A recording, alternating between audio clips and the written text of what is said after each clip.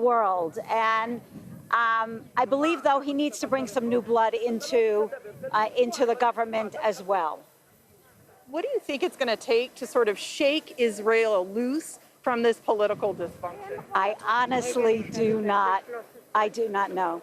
I do not know. I think maybe they have to have less parties voting, although I've talked to people about that, and maybe make the threshold higher where you have less parties that could cross the finish line, and therefore maybe more people will agree on certain key issues. What do you think about the fact that this election has been characterized as a referendum on Benjamin Netanyahu, and yet a lot of the candidates are saying their opposition for him, but not talking a lot about their platforms?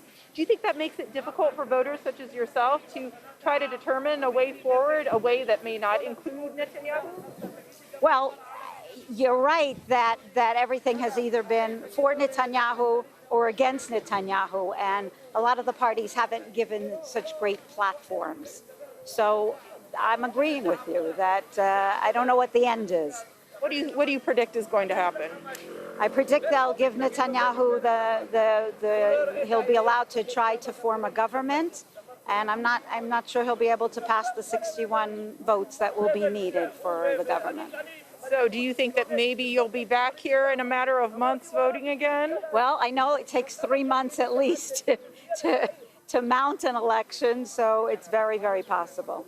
Thank you so much for joining us. Have a good rest of your day. I really appreciate it. Thank you. You too, Natasha.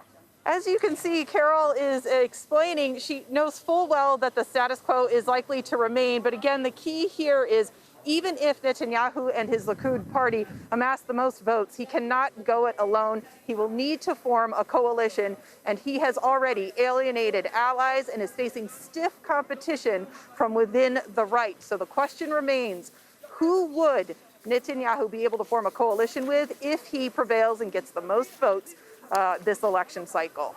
Thank you for that, Natasha Gonem, reporting there live from West Jerusalem.